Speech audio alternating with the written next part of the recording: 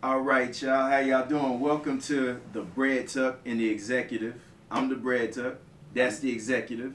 Mike, tell them why we shooting this, man. Yeah, so basically we coming to y'all with another podcast. Last time we dropped some footage out the blue and the feedback was amazing. So, me and my man C-Rob, Bread Tuck Gang, we decided just to drop you guys with some, good conversation, good information, just our personal feedback of what's going on, not only in society, from any perspective, but also what's going on within our inner city. Just general topics that we feel as if it's important for us to touch on so you guys can get an honest and not biased opinion towards, every other debates that we see nowadays going on. So we basically just come to you guys with the realness at the end of the day. And it's crazy how that came about, man. Me and Mike, we were just sitting back here having a honest conversation. Man, then this cat here, man, just pulls out his phone and he's like, man, I gotta record this, the people gotta hear it. So he just recorded it, put it out there, and it was just honest conversation that was captured by video, man. I mean, we all have smartphones, why not? It didn't cost us anything to put out, man. So this is why we're doing it. But Mike, tell them why you the executive, man. I'm the executive because everything I do, I try to do it the executive way. I always call myself the executive young mogul. Everything I try to do as a brand. I try to do is where people can recognize me for one thing. If you don't know anything, like, yo, Mike has something to do with being affiliated with something executive. So, that's the reason why they call me the executive, aka the young mogul. Yeah, man, and I'm the bread tuck, cause I'm just like super frugal. Cause you don't like spending no money. I just believe in getting value out of my my money, man. Like, I mean, this is how I look at it, man. If I go to a basketball game, instead of spending $500 to sit all the way at the front, Lord. I'd rather use that $500 and buy like multiple basketball tickets or buy like other things. I might need groceries or something, man. So, bread tuck game for man. First of all, you're not going to spend no $500 on a basketball game because that's like front row seats at the bottom, touch feet on the floor. All right? But you won't spend $100 to even go see a seat that's close up. You'd rather get 4 tickets for $100. Yeah, I got 20/20 vision. I can see good at the top, man. I'm all right, man. So I ain't tripping, Like, even if I'm buying a pair of shoes, instead of me paying $200 for a pair of shoes, I'd rather buy some for $60. Buy a shirt. Pay my light bill. Something else, man. But that's fair though. You gotta put money towards your bills. I always think you take care of responsibilities first, but if you got a little extra bread, yo, spend it. You can't take it when you die. You can't take a Brinks truck to your grave with you. You're right, man. You're right, man. I'll consider that, man. I may up the budget on a couple of things, man. Instead of paying $60 for shoes, I might pay $65 for shoes. We'll figure some things out. But hey, check this out though, Mike, man. I was looking at a Breakfast Club interview, man, and they had your boy Kevin Hart on there, and this cat is bringing out a athletic shoe. I seen that. Like, he actually signed a deal with Nike to put out an athletic shoe. Huge. Not like the deal Kanye has. Kanye, he's bringing out this Adidas shoe that you match up with your clothes and everything. Sure. Or Drake, he's just getting a artist edition of some tins or something. Basically their own collections, but these guys never really had a shoe deal, a legitimate shoe deal like an athlete, which your boy Kevin signed.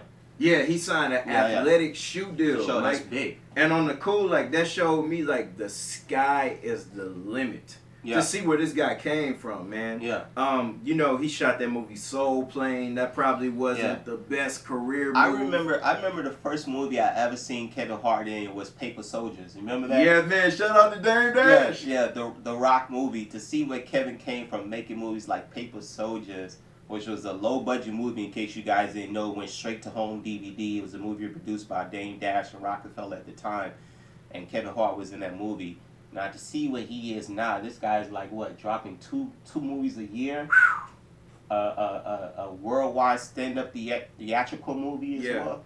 Like, that's huge. So to see him drop an official shoe deal, and then, if I'm not mistaken, this may be the first comedian who signed an official athletic shoe deal with with the shoe brand's a shoe brand, which is Nike, of course.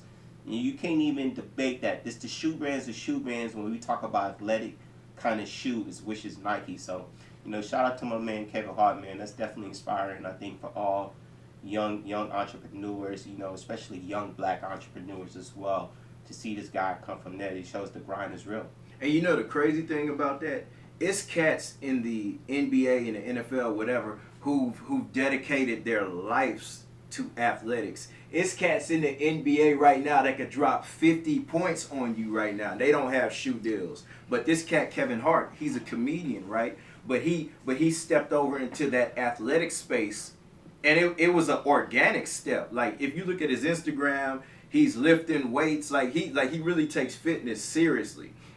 And he runs these marathons and whatnot. And Nike was just like, hey man, we gonna give you a shoe. Let's come together. Let's make things happen. And all of a sudden, this guy has his shoe deal, man. But like you said, with the as far as the movies, him putting out movies, he has his own. He puts out his own. What is that? The the comic movies or the stand up.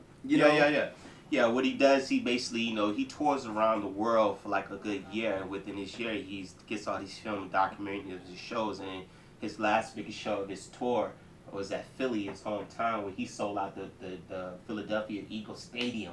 The first comedian to ever sell out the Philadelphia Eagles Stadium. So he also has his theatrical movie coming out at the end of this year.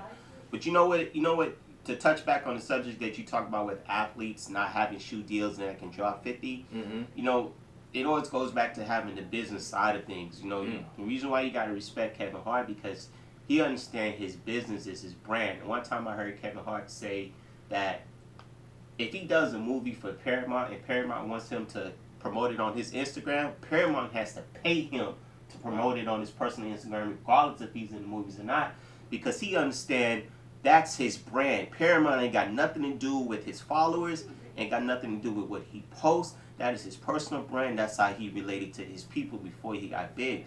So they have to pay him to even promote a movie he's in on his Instagram. Get your money, black man. What I mean? So get your bread. It only goes to show how important your brand is and your business aspect of that is. I think most athletes don't have that shoe deal. Like my man LeBron, we'll talk about that, who just signed $1 billion deal with Nike, the first athlete ever.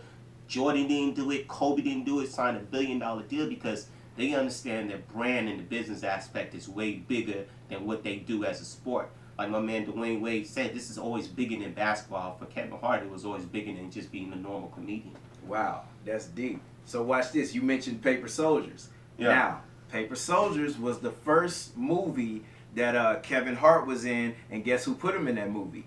Dame Dash. Okay. No, hey man, Dame Dash is a great guy, man. I like Dame Dash. So check this out, Mike. Do you think, because I've watched interviews where Dame Dash is like, he thinks the people that he put on should kind of come back and show love. He's talking about Kanye. He's talking about Jay. He's talking about Kevin Hart. Yeah, now watch this.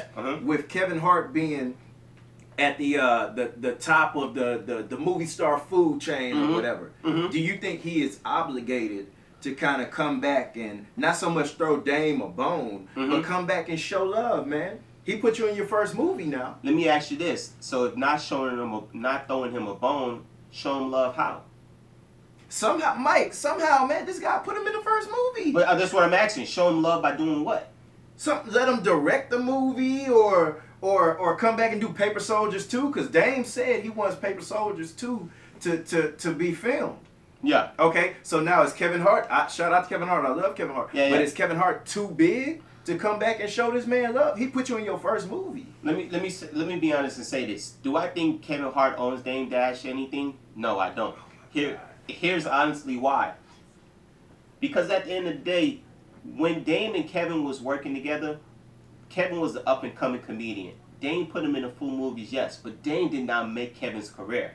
And here's why Dame didn't make Kevin's career. Because he wasn't going with Kevin on auditions. He didn't get Kevin put in any other movies. He wasn't there when that dude Kevin was